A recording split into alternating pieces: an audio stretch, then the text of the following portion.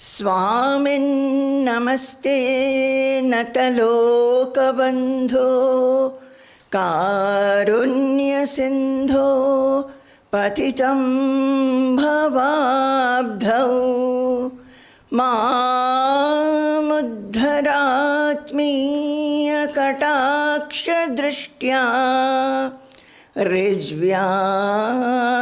karunya sudhabhivrishya swamin namaste swamin namaste swamin namaste swamin namaste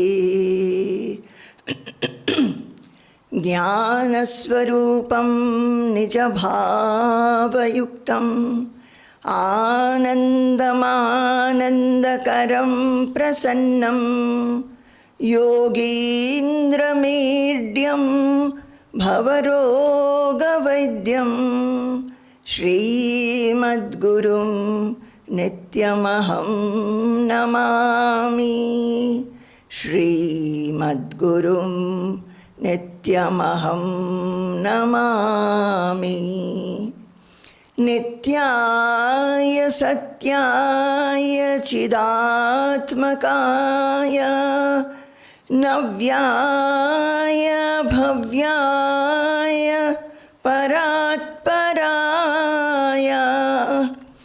shuddhaya buddhaya niranjanaya namostu nityam Guru Shekharaya Namostu Nityam Guru Shekharaya Namostu Nityam Guru Shekharaya Jai Guru, Jai Guru, Jai Guru. So we will start with the recitation of the shlokas which we have learnt once all together.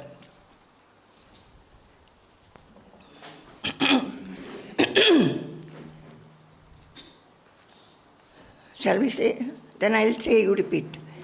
Dehe sthimam sarudhire abhimatim tyajatvam Dehe sthimam sarudhire abhimatim tyajatvam Jaya sutadishu sada Jaya sutadishu sada A little more volume. Jaya sutadishu sada Jaya sutadishu sada Mamatam vimuncha Mamatam vimuncha Pashyanisham jagadidam Pashyanisham jagadidam Shanabhanganishtham Shanabhanganishtham Vairagya ragarasiko Vairagya ragarasiko Bhava bhakti nishthaha Bhava bhakti nishthaha Together.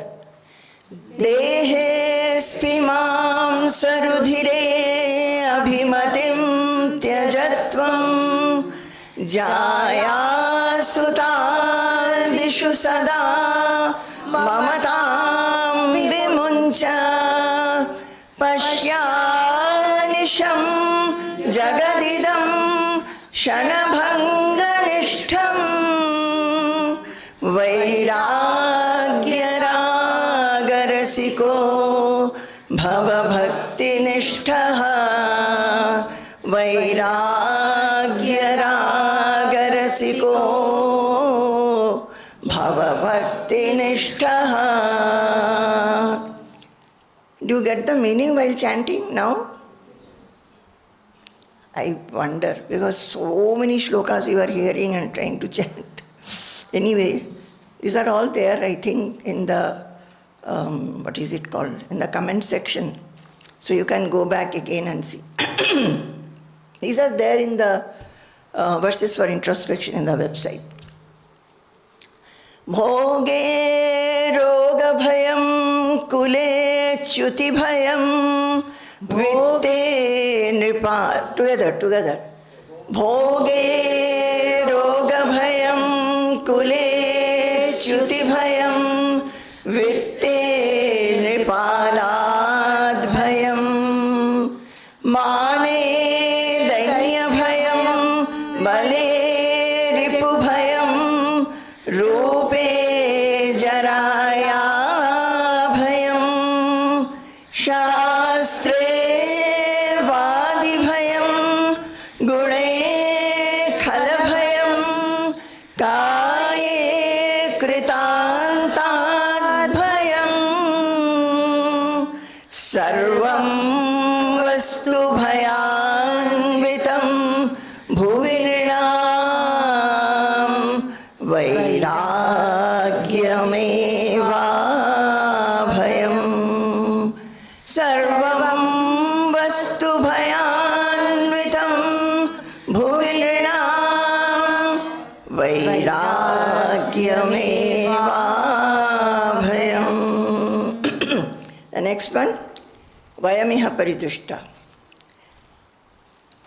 वयमिह परितुष्टा वल्कलैस्त्वं दुकूलैः समैव परितोषो निर्विशेषो विशेषः स तु भवति दरिद्रो यस्य तृष्णा विशाला मनसि च परितुष्टे कोऽर्थवान् को दरिद्रः. वयमिह परितुष्टा वल्कलैस्त्वं दुकूलैः समैव परितोषो निर्विशेषो विशेषः स तु भवति दरिद्रो यस्य तृष्णा विशाला मनसि च परितुष्टे कोऽर्थवान् को दरिद्रः. Then yesterday we chanted one shloka that we'll chant. Bhoganam bhukta. Bhogana bhukta vayameva bhuktaah. भोगान भुक्ता वयमेव भुक्ताः तपो न तप्तं वयमेव तप्ताः. तपो न तप्तं वयमेव तप्ताः कालो न यातो वयमेव याताः. कालो न यातो वयमेव याताः तृष्णा न जीर्णा वयमेव जीर्णाः. तृष्णा न जीर्णा वयमेव जीर्णा. See, when time passes, our body becomes older and older. We lose our strength and health, everything. But this is saying that many things are happening, but Trishna na jirna, vayameva jirna. The Trishna, the desires, they do not diminish. And who is become old and infirm? Only we become so. So it says, the first line is Bhogana bhukta. Bhogana bhuktaha vayameva bhuktaha. See in that shloka also, vayameva paritushta. I told you, vayam means we. So, actually we are running after enjoyments and we find out newer and newer enjoyments to enjoy. These enjoyments are not diminishing. The different kinds of enjoyments, they are not reducing in number at all. Neither they are becoming less strong. Who is becoming so? We. Vayameva bhuktaha. We are constantly being followed by, haunted by, stalked by desires. And it's not diminishing for us. It keeps on coming. Tapona taptam vayameva taptaha. We have not done any kind of austerity, taking vows, fasting, sacrifices, yaga and anything. But still, we are being scorched. By what? The tapatrayas. Tapatrayas we are not able to escape from. Kalo na yato vayameva yataha. Similarly, the time is eternal. It remains. It's not that the time will go and gets over. So the time just flows, and in that time, whatever is there for in our lives, that happens. So we cannot wait to see that let some time pass, then things will be okay. But the the time is not gone. But it takes us with time. Where do we go? To the jaws of death. Time is not going away. It goes behind us. It says that when we are born, death is also born. And death is behind us. Wherever we go, it follows us. And ultimately, it pushes us into the jaws of death. So the time is not going away from us. What it is doing is, with time, it's making us old, and then unhealthy, sick, bedridden, and ultimately die. So, kalona yato vayameva yataha. We are only going. Trishnana jirna vayameva jirnaha. Similarly, the intense desires for enjoying sense objects does not diminish with time. It rather, those desires have caused us to become corroded and emaciated over time. Because they keep on coming, they keep on bringing up more and more desire. And even though the desires are there, we find that we have become old. Whatever hard things we could chew earlier, we are not able to chew, no teeth. Okay? And if you could go here and there, sightseeing, seeing many places, the knees are bad, the lungs is bad, the heart is bad, we are not able to go anywhere. We are not even able to go shopping here and there, cannot digest all kinds of food. So, Trishnana Jirna, the desires are still there, but the body says that we are not able to do. In Kathopanishad there is a sloka where Nachiketa, whose father sent him to, father got annoyed with him, sent him to the kingdom of death, Yamalaya. So there, the Nachiketa, because he remained there when the Yama was not there, he stayed there for 3 days without food, without drink. So the Yama wanted to give 3 boons to him. And Nachiketa was only asking that, please tell me what happens to man after death. And Yama did not want to reply at all, because his secret will be known then.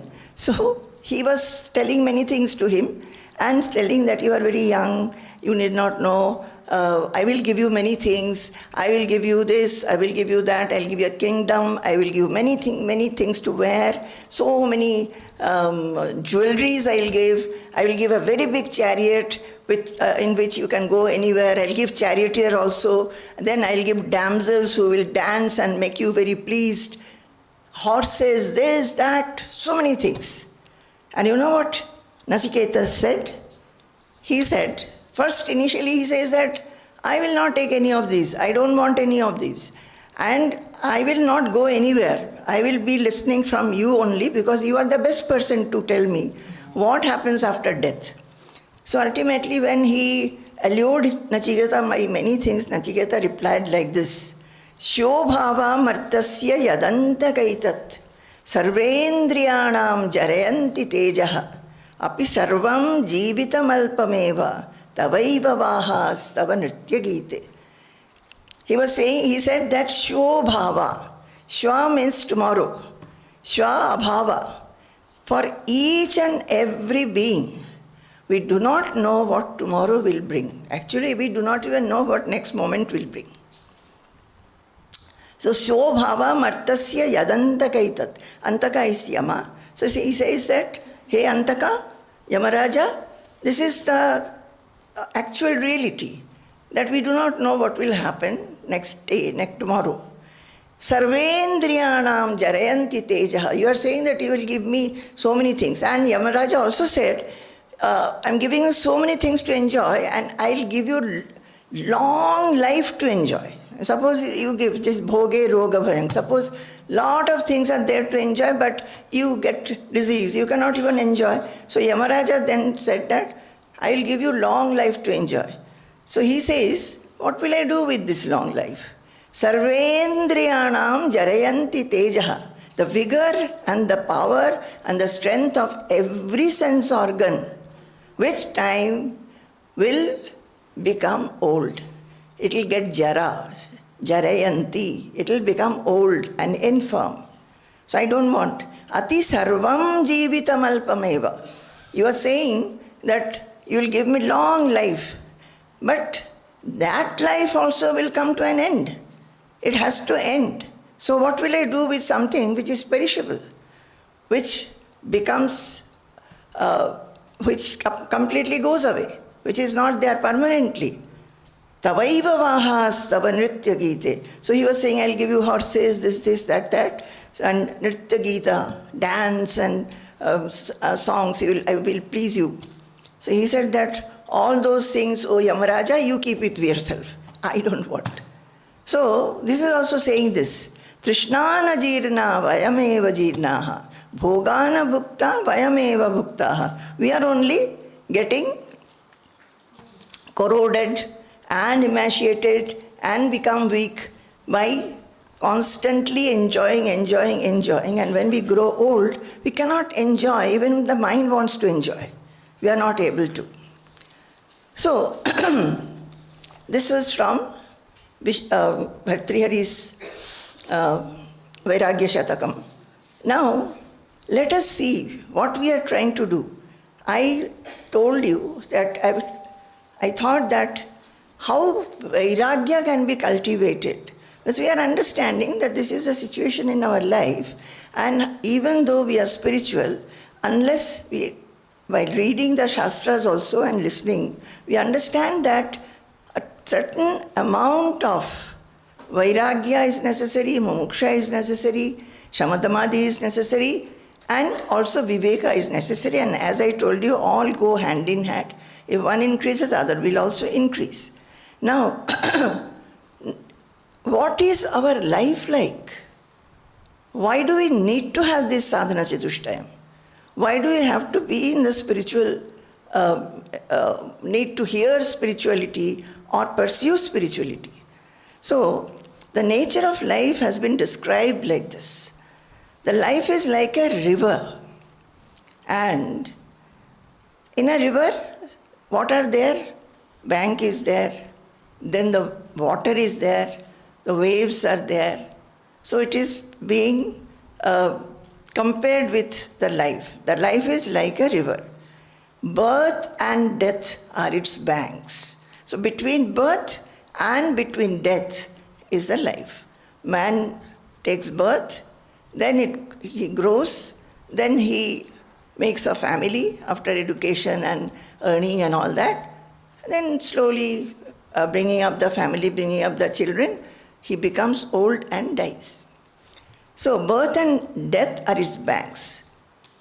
What are the waves? In a river there will be water, and the water will have its waves. What are the waves? Waves are sukha and dukkha, happiness and unhappiness. That thing constantly we are experiencing. Either we are happy or we are unhappy. Then the delight of youthfulness is the slush. Delight of youthfulness. When we are young, we feel we are at the top of the world. We can do everything.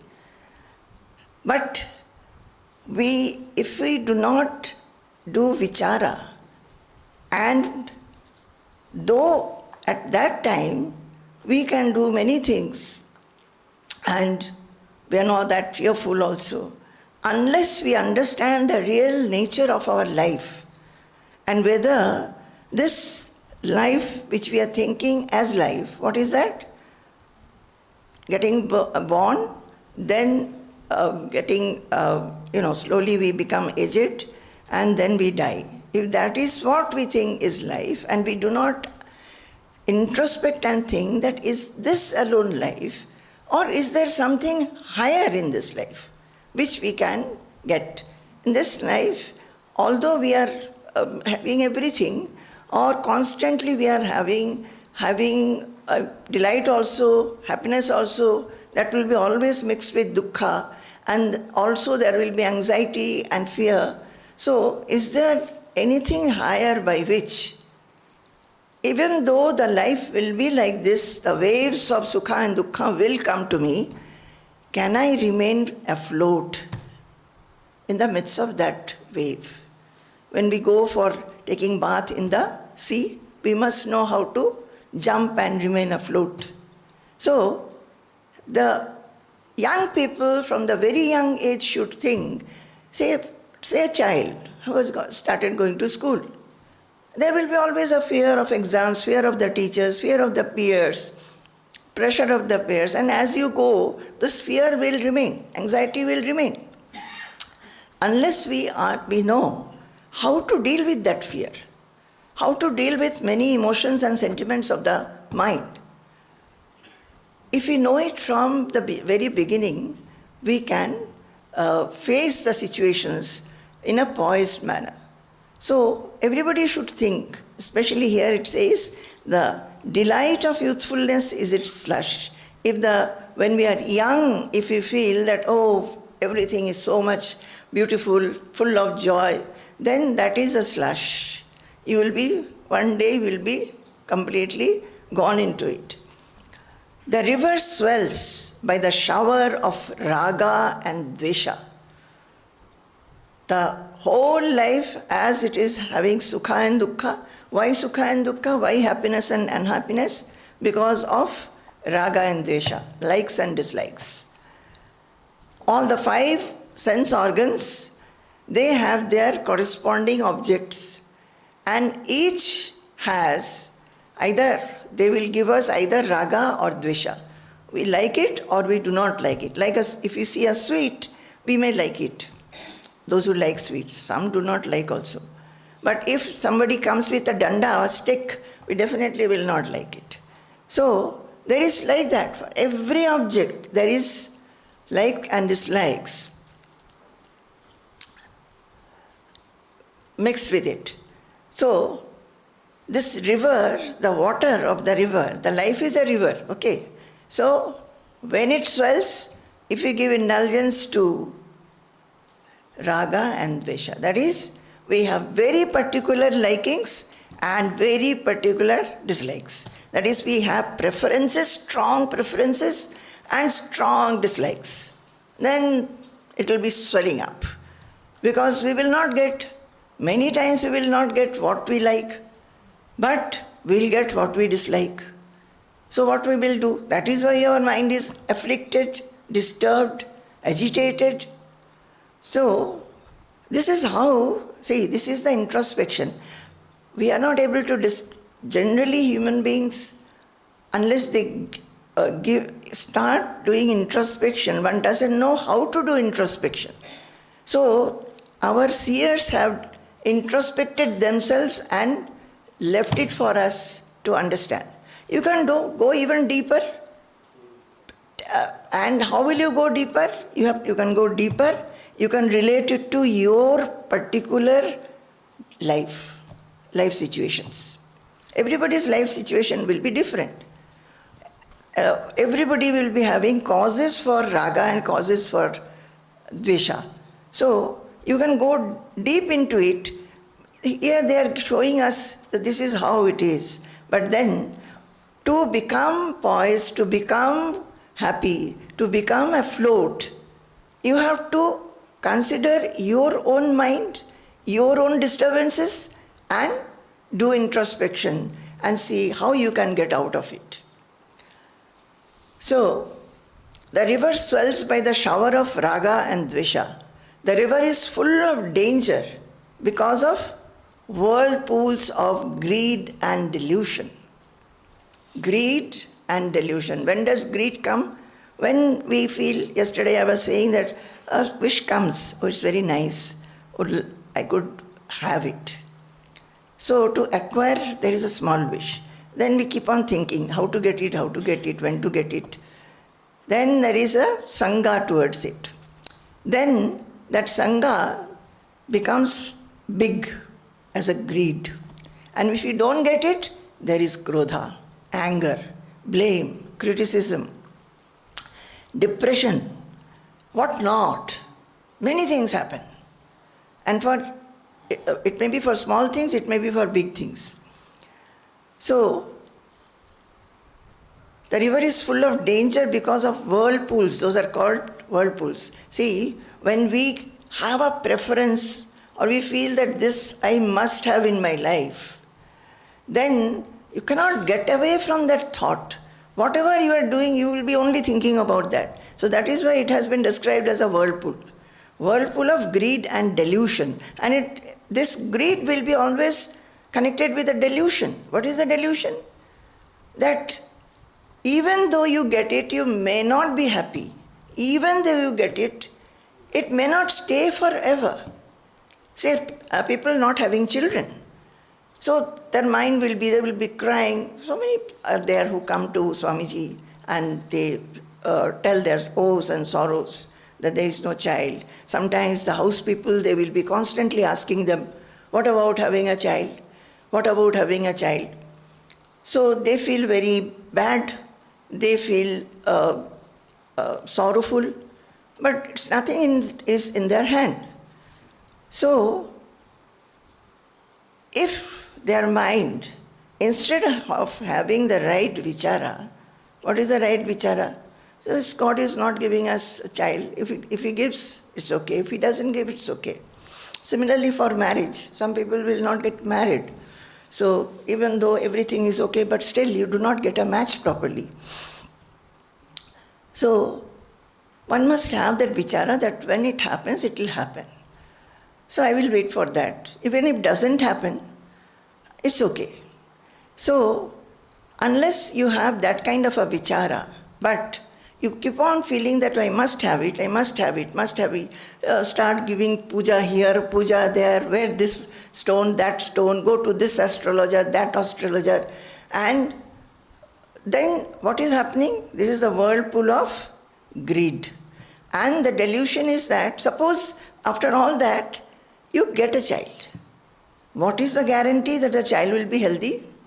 What is the guarantee that the child will not die within 1 year or 6 months? What is the guarantee even if the child grows, the child will be disobedient, did not study, did not come up in life and give you pain when the child is quite grown up? That is, for all these years you are only getting pain from the child. Does it not happen? That is why it is said, Janma Mrityu Jara Vyadhi Dukkha Doshanu Darshanam. In Bhagavad Gita it says that we are seeing it everywhere, but still we feel, we still have a preference. As if only this will be happy. There are some people who will tell Swamiji, blessing de dijiye, please bless. After this I will not ask anything. Will they not ask the health of the child? Suppose the child is not healthy, then will you not come running again? So there is a very nice, there is a book by Vidyaranya, Jivan Mukti Vivekaha. So in that there is a very nice example. The parents are always under fear. What is it? A boy and a girl, young boy and a girl gets married. So after they get married, first of all, initially, they are looking for a match, they got married. Then they get children. Then their fear starts. That Will the chair, suppose the child is has grown up a little, will the child get admitted to a good school? Okay, admitted to a good school. Will he study well and bring some ranks? Will he get admitted to a good college, good stream? So suppose everything has been done. Then will he get a job properly? A very well-paying job? Okay, that also he has got. Then what about looking for a match for the boy? So you have got a nice daughter-in-law also. Then comes, are they happy? Will it be a good marriage? Will it work? So the parents are very worried. Okay, they find that the son and daughter-in-law are very happy with each other. Then comes, why they are not having children? So many years have passed, why no children? So the children, say after 3-4 years, the child is born also. Then all the things go on the grandchild.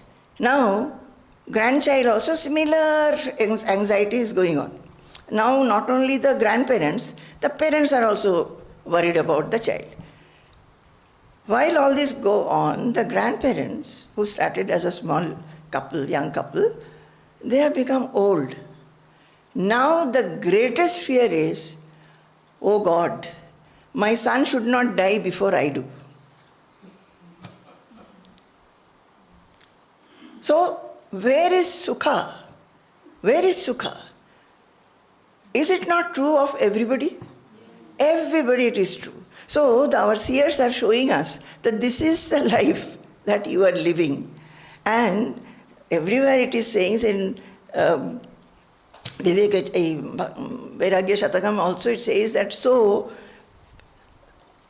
leave these thoughts and focus your mind on Brahmapada.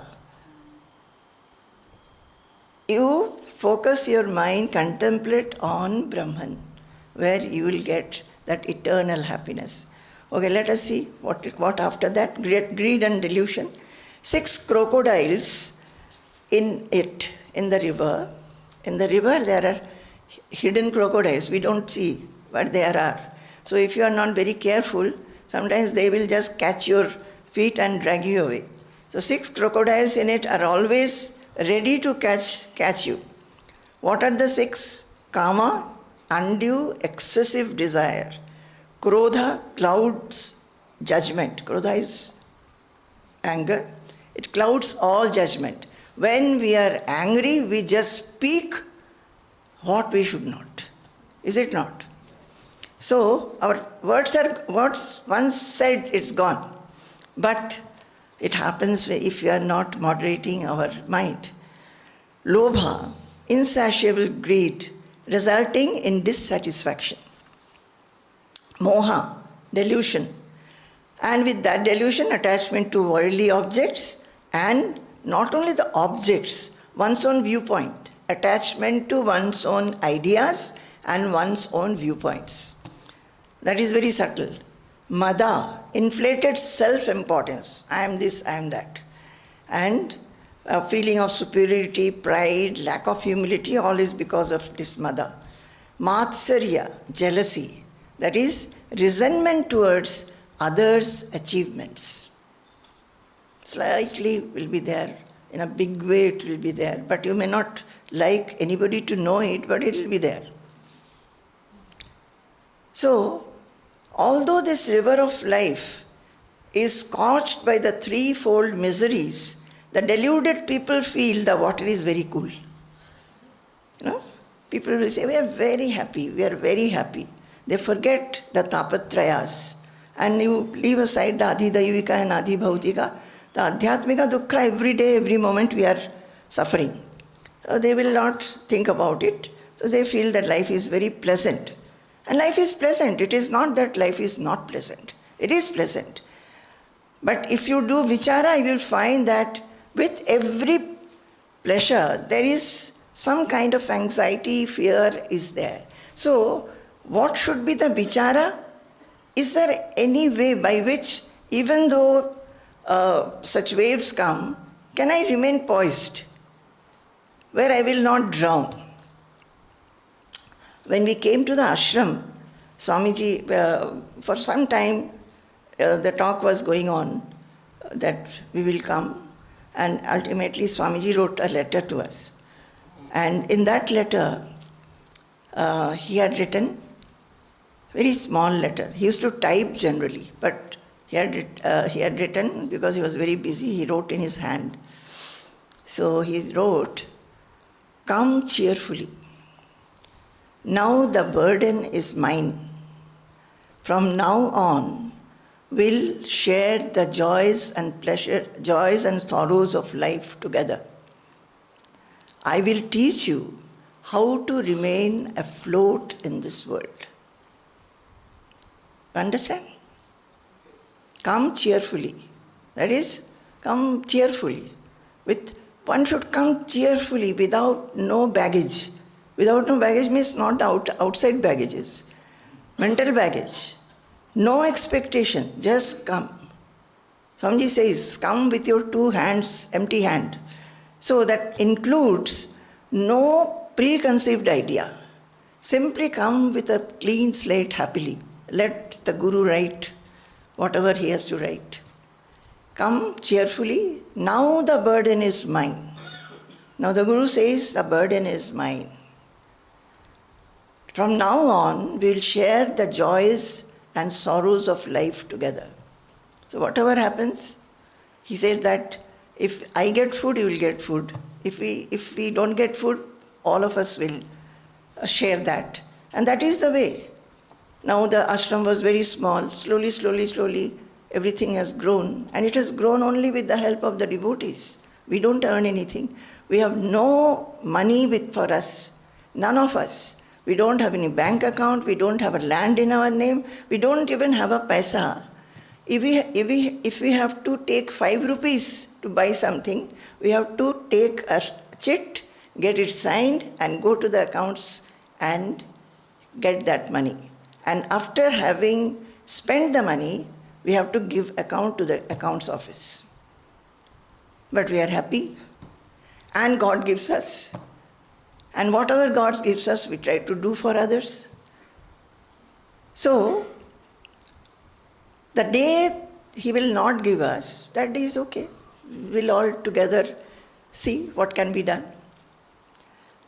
So this is the attitude. And this attitude, the Guru is trying to give to us. He says that, be here, and everything you will get from me, whatever you need, as osmosis. You won't even know when it has got imparted to you. Just, he told me, be like a 12-year girl and serve the ashram, serve the devotees, serve me. Just, you don't have to read, you don't have to chant, you don't have to know anything.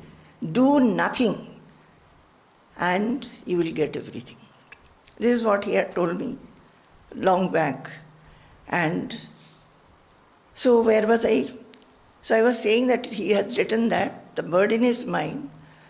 Now from now on we will share the joys and sorrows of life together. And I will teach you how to remain afloat in this life. I think everybody needs to learn that only. How to remain afloat. How not to be affected by the life. The life brings so many kinds of waves. It's not that in the ashram also we don't get waves. But we learn. And it's not that always Swamiji is teaching us sitting if something happens, he comes and takes a class and tells shlokas. No.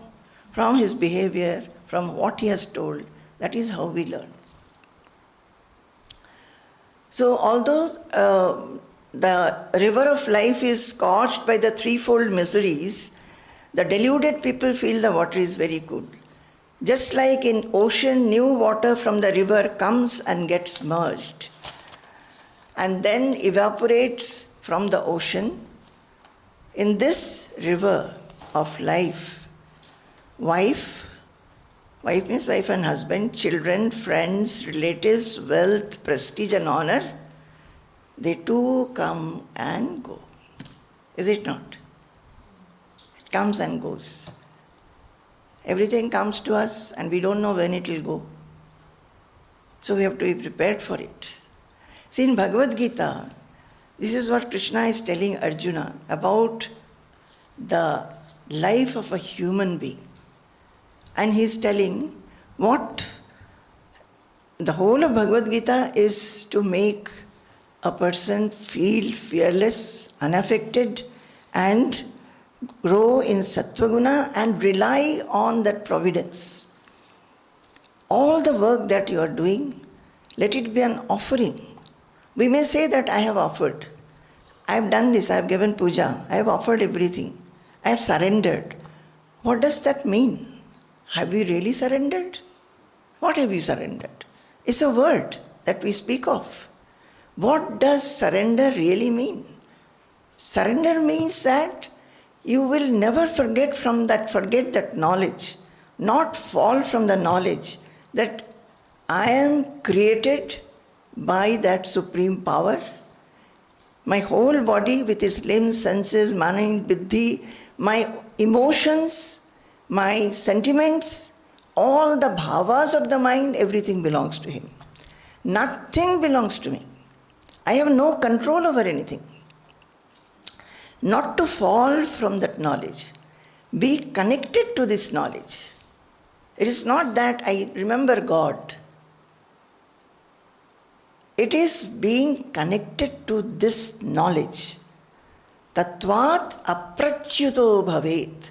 This tattva jnana, that everything is that all-pervading self or God, never to forget that. And how will you feel yourself or others will feel?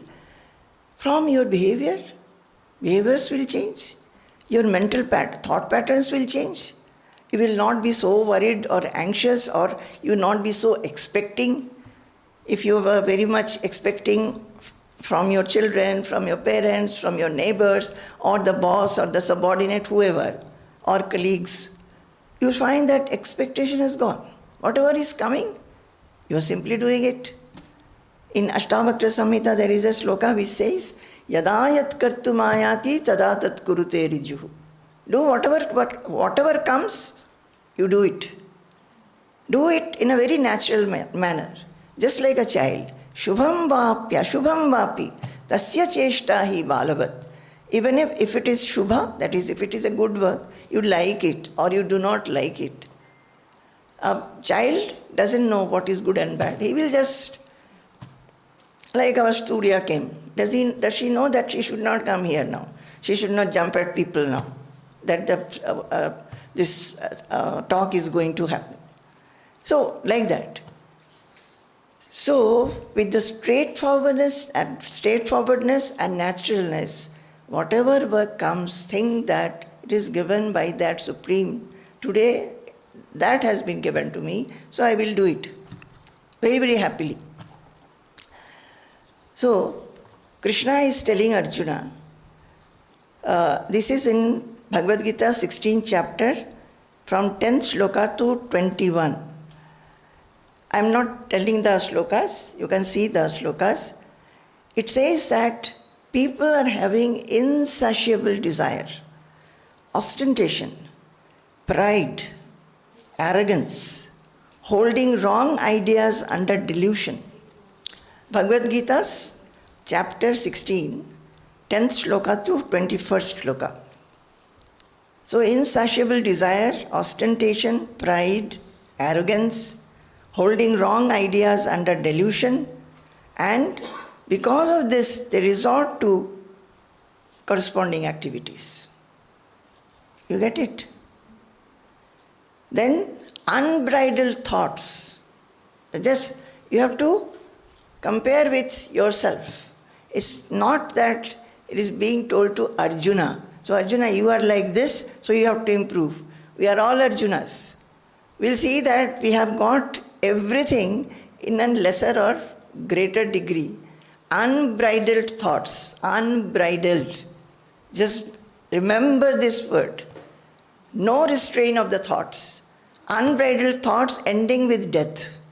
So our mind will constantly go on and on and on with thoughts till the body falls. indulging in gratifying desire with no hindrance, no let or hindrance. We are constantly wanting desire. What did we say? The desire and need, there is a very subtle differentiation. Whatever is necessary, we must have. But desire is that one which afflicts you, agitates you, and makes you feel either dissatisfied, discontent, and because of that you become sometimes annoyed and sometimes critical, blameful. There is, the mind is agitated. Necessity is what you really want. You need food, you need clothes, you need to have a shelter, you need some convenience to live. You need to make your children study in good schools if you can. Even the poor person would like their children to study well. They will try as much as possible to put them in good schools, give some tuition. So these are all necessary. But if anything, any wish, any thought makes you feel disturbed, that is a desire where we need a lot of vichara. Why is it so? Desire and expectation. Then, so these people, they feel that life is like this only. Life is like this only. We are living this life. Entangled, the 12th sloka is entangled firmly by hundreds of chains of desire and expectation. Krishna is saying, about whom? About human beings. Entangled firmly by hundreds of chains of desire and expectation, taking refuge in lust and anger, they amass wealth, gratifying their sensory cravings. 13, sloka number 13. They will think, today I have gained this object of desire. I wanted this, today I have got it. I am very happy. Tomorrow I shall get that one. This much of wealth I have now, and more will come in future. This is the thought. I am the Lord, I am the enjoyer, I am successful, I am powerful, I am happy. These thoughts and the feeling of satisfaction. People respect me, people honor me, I have got 2 houses or 4 houses, so many cars are there, so many people are there. So I am this, I am that. Those thoughts will be there. So I am secure also. I am abundantly rich, I am well born. Who is there to equal me? Who is there to equal me? If in the neighbor you find that the neighbor's house is bigger or the car, they have bought better cars, there will be little jealousy in the mind. And there will be a thought that, now the next chance we should buy. So I shall do sacrifices, I will give liberally, I will do dana, I will rejoice and revel. All this because of blindness of ignorance. One devotee, long back, he was a businessman. He was telling Swamiji that, Swamiji, just before the winter, he goes to Rishikesh and he distributes blankets to the poor people, to poor sannyasins. So he was telling Swamiji that, Swamiji, I went this time also, and one sannyasi, he was telling that, I don't want a blanket I have got. Can you give me an umbrella? So this he is telling Swamiji and commenting, just see, I am giving blanket, he should take it. Why is he asking for an umbrella? This is, I am doing sacrifices, I am giving liberally, I am rich. There comes the lack of humility, the pride, superiority. So these will be there in small and big measure, We have to find out. The mind has to become pure. Confounded by many egoistic thoughts, surrounded by the net of delusion, extremely glued to desires and their gratification, and with vain glory and conceit, blinded by wealth and self-proclaimed respect. You feel that I am very respected. People should respect me, all of them. I perform sacrifices, and the sacrifices are done ostensibly to show off that I have done a puja with so much grandeur, spending so much money, calling so many people, giving food, giving dana. But you know what our shastras say? You may do all that. It is all vidambanam. If you have not looked after my forms, who are poor, who are mahatmas, who are sannyasins, even animals, if you have not looked after them and not fed them, then these sacrifices are absolutely meaningless. Slokas are there in Bhagavatam. So, egotism, power, arrogance, lust and anger, these jealous people deride and hate me, the Supreme, Krishna is saying, who reside in their own heart and also in the hearts of others. So with power, egotism, arrogance, lust and anger, people deride and hate me. That is, they feel that, what is this? These spiritual talks are going on. Why should I go there? Better to go and have some party, go somewhere else, sit together, get together. They don't give any value. So they are actually deriding me. Who? Me means what? The Atma. Who is there? In their heart also, the same Atma is in others also. So this is what in Bhagavad Gita it says. This is what the life is. And in Sarva Vedanta Siddhanta Sara Sangrahah, this is what one shloka is there, which says how this life is. It says, Dushpare bhavasagare janimriti vyadhyadi dukkhotkate ghore putra kalatra mitra bahula graha kare bhikare karmottunga taranga bhangani karaihi akrishyamano muho yatagatir bhramena sharanam kinchinna pashyamaham dushpare bhavasagare janimriti vyadhyadi dukkhotkate ghore putra kalatra mitra bahula graha kare bhikare karmottunga taranga bhangani karaihi akrishyamano muho yatagatir bhramena maranam sharanam kinchinna pashyamyaham. It is telling about the life. What is this life? Just now I read out some from other scriptures.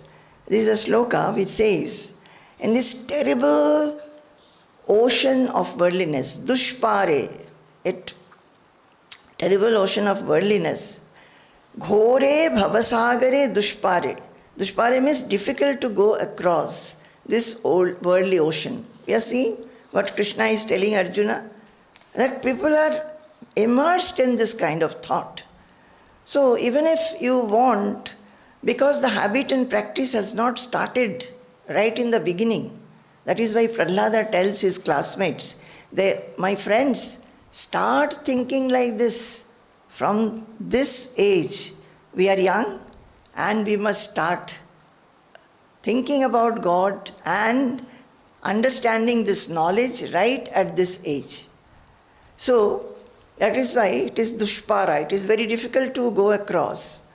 Jani mriti vyadhyadi dukkhotkate. And this terrible ocean has become also very difficult to cross in this life. There is sorrow from birth, death and disease, which is known to all of us. Putra kalatra mitra bahula graha kare bhikare. See, putra means son, kalatra means wife, Mitra is friends, and Bahula, and there are others who are ready to, because of their attachment or your attachment towards them, they will constantly bind you and try to drag you down into worldliness. And it has been compared like the crocodiles. The crocodiles are like this. They will suddenly float up and hold your leg and take you down. This ocean that is why full of fear. Karmo tunga taranga bhanga nikaraihi. And in this ocean there are tall waves made of various activities. We are always active, and one action after another. Even though we can stop at one time. Suppose you have retired, you can put your whole time in pursuing this spirituality. But still there are people who cannot sit quietly. They always want work. So they will sit again, go. And these days, even though in our Shastras it is written that all these things say Purushartha is what? Dharma, Artha, Kama, Moksha. And the householders, they are supposed to acquire dharma, pursue Dharma, Artha and Kama. But with an aim that all that they do in their life, their attachment to the family will be less, and ultimately they will step into the path of moksha. They do not do. That is why it is said that you should take vanaprastha. But most of the days the vanaprastha is in the son or the daughter's house, babysitting the grandchildren. How will you be detached? How will you be detached? You will only read. You will only listen and do whatever you are doing. Is it so? Or some little inspiration you will get. It's very difficult. But just like I told you the other day that lady used to come, and I felt that I'll first cook and then I will read. So I got away from that. You can also do it. That is where the mumuksha comes. So you have to decide whether you will be having manda mumuksha or atimanda mumuksha, what kind of mumuksha you want to have. That is up to your choice. So, but still, just see, we know that you are not going to do it. I'll be surprised if one of you takes to Vanaprastha and come and tell Swamiji and say that we want to take Vanaprastha and be here. We'll be very surprised. But can you see, knowing that nobody is going to follow it, still we are giving lot of effort to teach you this. Teach you this. At least if little bit goes into the mind, little bit you can follow and practice, your life will become easier, happier, beautiful. You will be able to float at least little bit.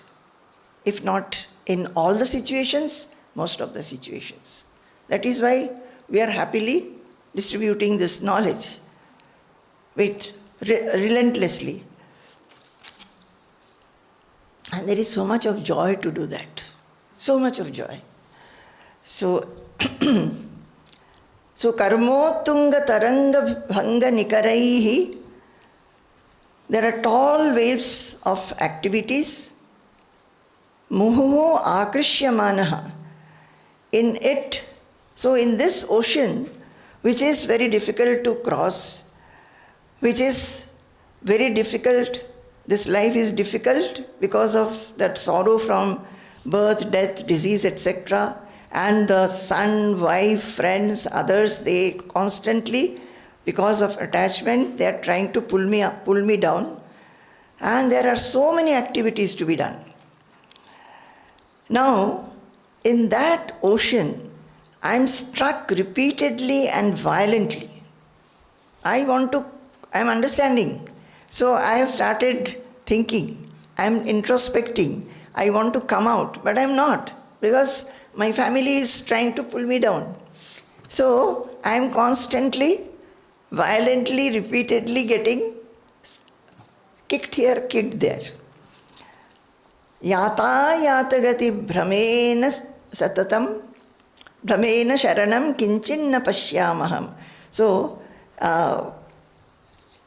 in such a fearless ocean, I am not able to find any shelter.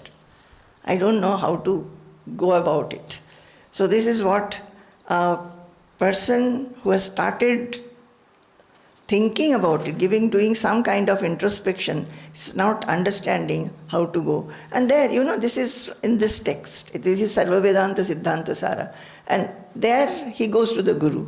Just like in Vivekachoodamani Swamiji read out that the disciple is feeling like this, that I am scorched, I am drowned, etc. And then he goes to the Guru. So in this also, after this is going to the Guru. Guru gives him, says, Ma Bhishta and all that. In Vivekachoodamani, there is a shloka which says a similar thing. Sharira poshanarthi san yah atmanam didrikshati graham darudhyam dhritva nadim tartum sagacchati. One who seeks to realize the self by devoting himself to the nourishment of the body. Nourishment of the body means what? That is, you are having this feeling of I-ness, body and everything connected to the body. So if your thought is constantly on that, but you also want to realize the self, then it is like proceeding to crossing a river by catching hold of a crocodile, mistaking it as a log. When suppose you want to cross a river and you feel that I'll catch hold of this log, and you actually catch hold of a crocodile. So how the crocodile, what will it do? Similarly, for people who are in the household, if you do not have the sadhana chatushtayam, if you do not efface the ego, the I-ness, the my-ness, it will be, but still you want to realize the self, it will be just like that. These texts are sometimes writing very harshly, giving a beating, actually. Swamiji is harsher than the text. I don't find that you take to the beating at all. So Swamiji is not at all harsh. Swamiji should be very harsh, telling all the disciples especially. Nobody has taken to, I tell Swamiji that, Swamiji, you are such a knowledgeable person, such a great Mahatma, but your fate is very bad. There is no brahmachari here. Who will look after you when you become sick? We are all women. So Swamiji one day said, okay, you can appoint 2 boys, you can appoint somebody to look after me. So that is what is happening now. 2 appointed boys are there. So, and I would to say that Swamiji, at least please have a sankalpa that some brahmachari, some seekers who are here, who renounce and take to this life wholesomely, should be there. Definitely some have come. Some have come and gone also. So Swamiji would say, I cannot have that kind of sankalpa. You have sankalpa. So I said that how can I have sankalpa? You are the Guru, you must have the sankalpa. So this is what happens. So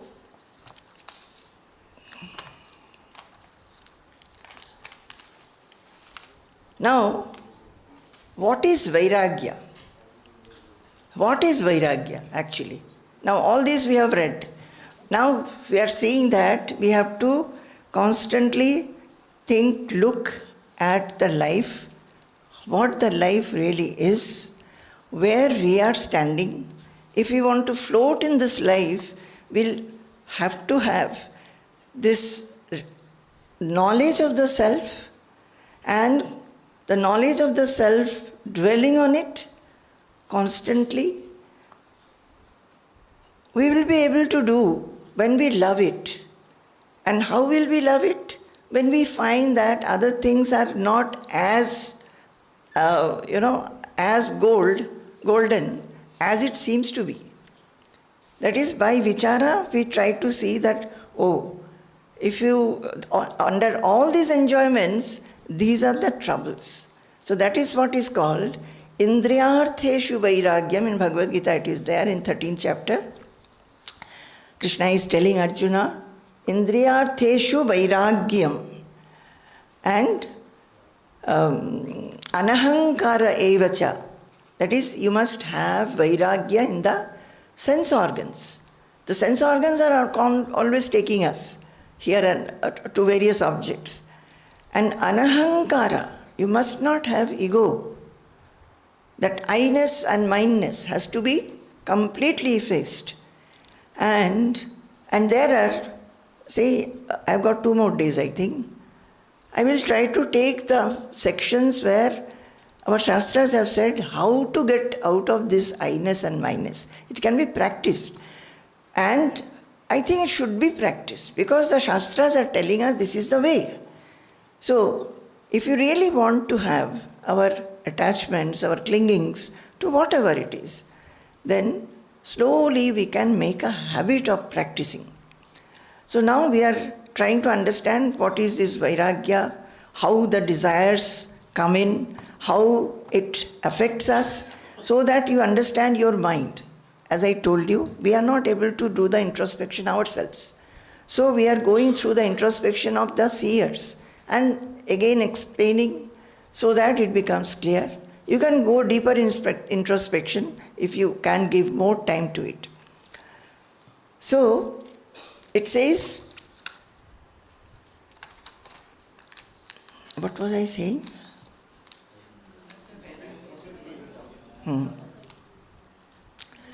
So what is Vairagya? Now, the Vairagya it is defined in the Sarva Vedanta Siddhanta Sara Sangrahah as in this world and the next.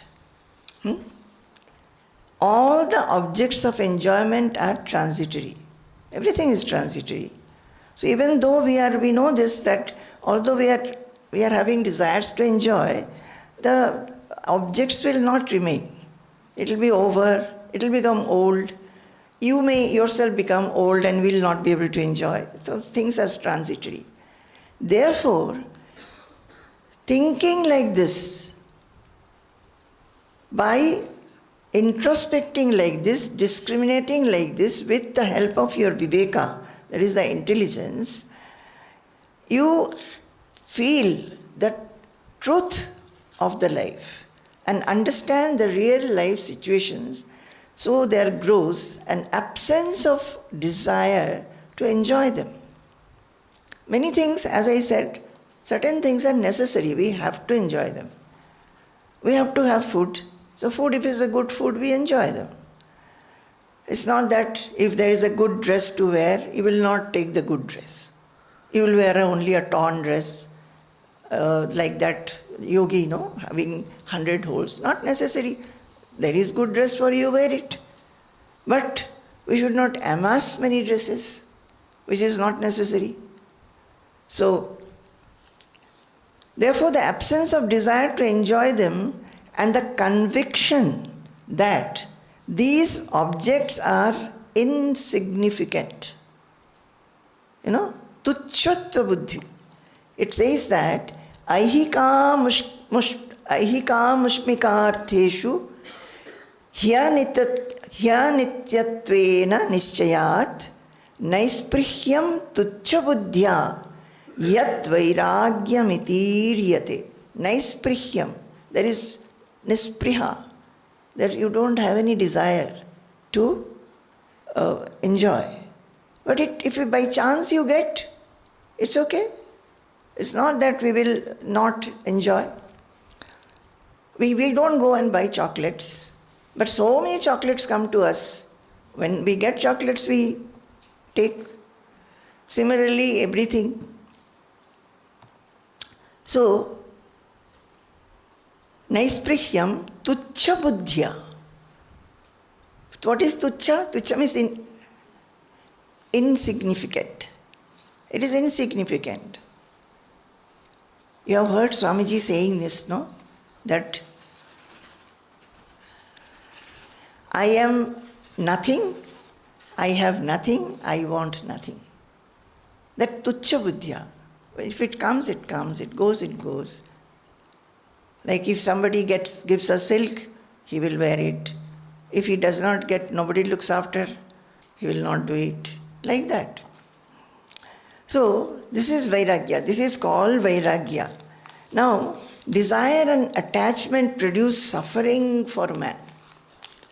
Now, some shlokas which our seers have written, they are explaining to us how desire and attachment produce suffering.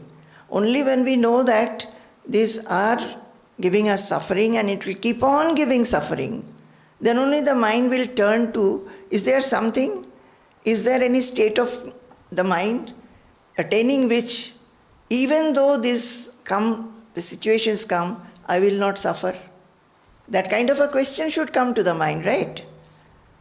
Mind should ask, many things are happening in my life. Can I have a state of mind attaining which I will not suffer? Is it not a question that we should all ask? Because we cannot escape the waves of this world.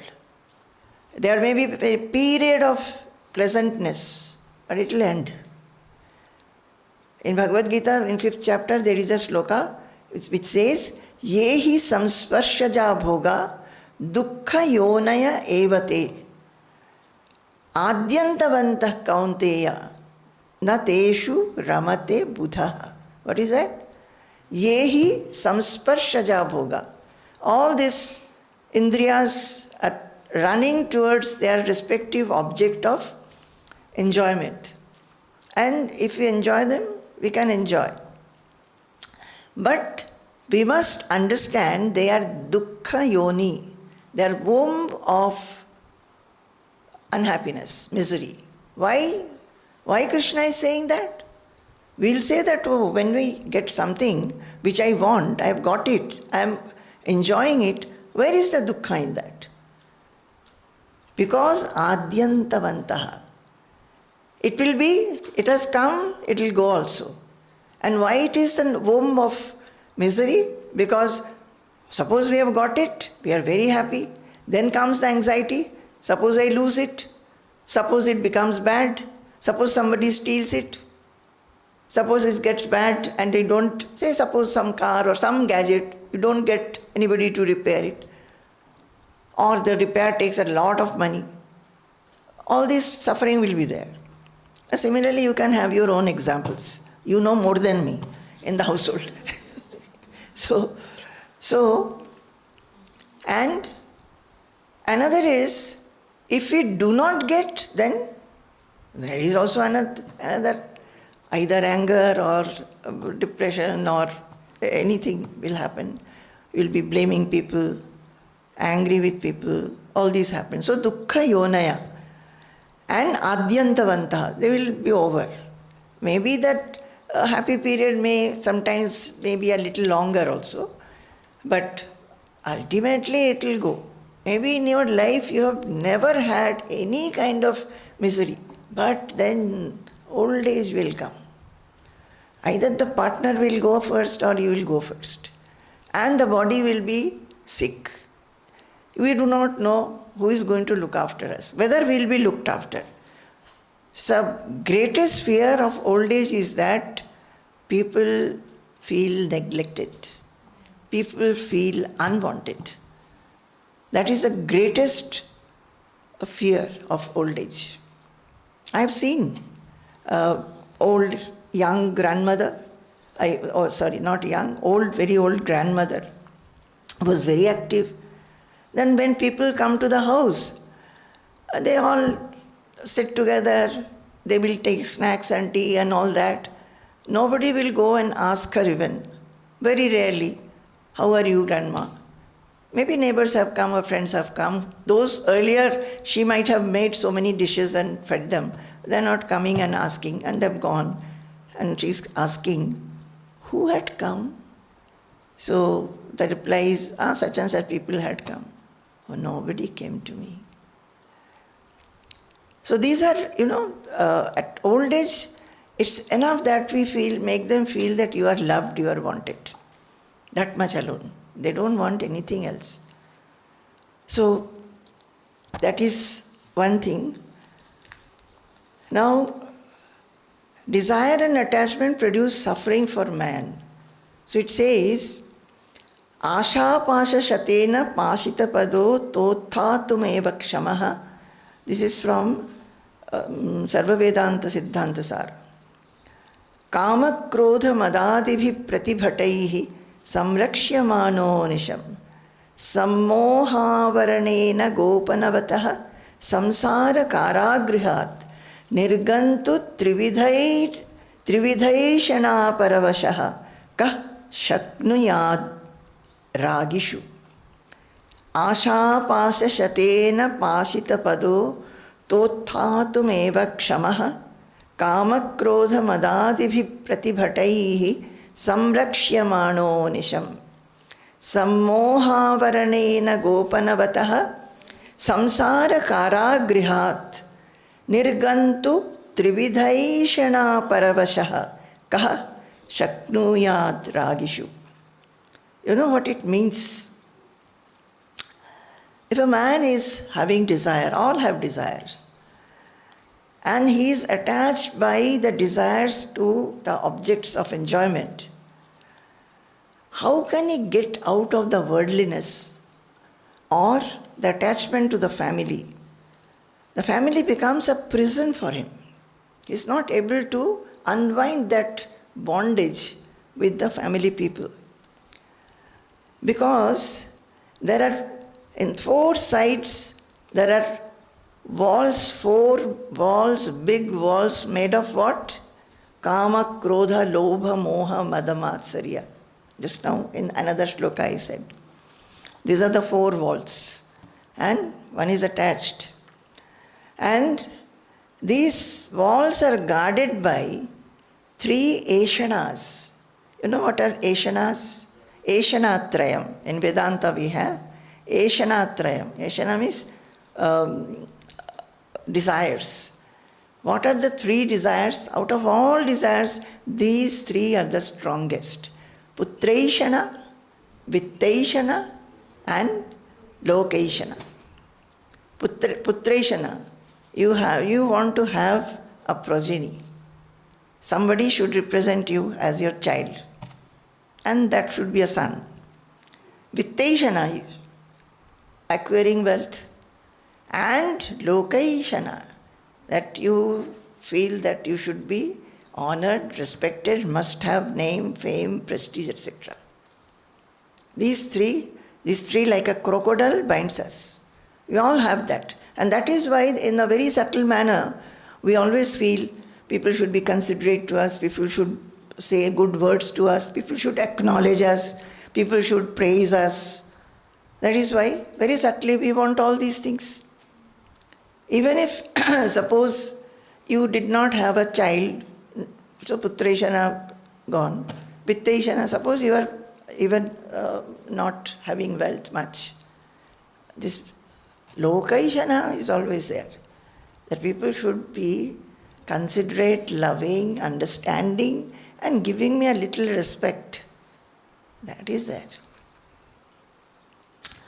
So, it says that how can such a person protected by delusion and all these things attempt even to be free from such a prison as the family? So you are all in a prison, right? So it is for you whether you will want to come out of the prison or not. I think many people want to live in the prison. Is it not? Because it is not exactly a prison. It's not the prison what we know of. in the jails, but it is a prison, no doubt. Now it says, what is this desire? Now the suffering because of desire we are understanding. What is this desire? Kamo nama mahan jagad bhramaita sitvantarange swayam stri pumsa vitare taranga kagunai hasaischa bhavaisphutam anyonyam parimohya naijatamasa premanubandhena tau badhva bhramayati prapancharachanam samvardhayan brahmaha. This is also from the Sarva Vedanta Siddhanta Sara Sangrahah. This Swamiji used to teach us, but somehow I have not by-hearted it. Kamo nama maha jagad bhramaita sitvantarange swayam Sri pumsa vitareta rangaka gunaihi hasaischa bhavaisphutam anyonyam parimohya naija tamasa premanubandhena tau badhva bhramayati prapancharachanam samvardhayan brahmaha. It says, desire is the one which completely deludes the world. Seated in the hearts of men and women, it binds them in passion, which in turn causes delusion. This passion produces beauty, etc. qualities in men and women and impels them to use smiles and other means to bind the opposite gender. Thus, Kamadeva deludes everyone and binds everyone in the ropes of passion, arranges for the world to grow through progeny. So, the men and women, they like each other, and ultimately the Kamadeva, the god of Kama, actually does all this so that there is progeny. There is, the lineage will grow. This is how Kamadeva is the slayer of Brahman. Now, he does all that, but by that what happens? Once you are in the family, like Swamiji says, that earlier, if you are not married, then that attachment will be very small. Then when you get married, it will grow a little bigger, like maybe mustard. Then a child is born, it will become like a coconut. Then the child grows further, then it will become like a jackfruit. So this happens. So when it becomes like jackfruit and in all these stages, what is happening? Maybe that person was initially spiritual, giving lot of time, thinking, introspecting, liking it very well. But when all these attachments grow, Brahman gets killed. In this, it is said, the Brahmaha, see, the last line is Brahmaha. Badhva bhramayati prapancharachanam samvardhayan brahmaha. Brahmaha means killing. Hata. That is, you killed Brahman. You kill Brahman and grow this jackfruit. So, that is what happens. So, how they have written? Just see. And sannyasis have written. Sannyasis, this is by Shankaracharya. Can you imagine? How Shankaracharya, who left his body at the age of 32, he was not married, how he has written all these things? So,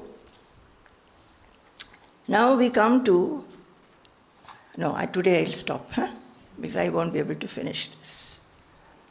Are you liking the classes? Yes. Is it helpful or just liking? Do you get inspired a little bit? Yes. Okay. Sampurnam Jagadevanandanavanam सर्वेऽपि कल्पद्रुमाः गाङ्गं वारि समस्तवारि निवहाः पुण्याः समस्ताः क्रियाः वाचः प्राकृतसंस्कृताः श्रुतिशिरो वाराणसी मेदिनी सर्वावस्थितिरस्य वस्तुविषया दृष्टे परब्रह्मणि सर्वावस्थितिरस्य वस्तुविषया दृष्टे परब्रह्मणि। जय गुरु, जय गुरु, जय गुरु।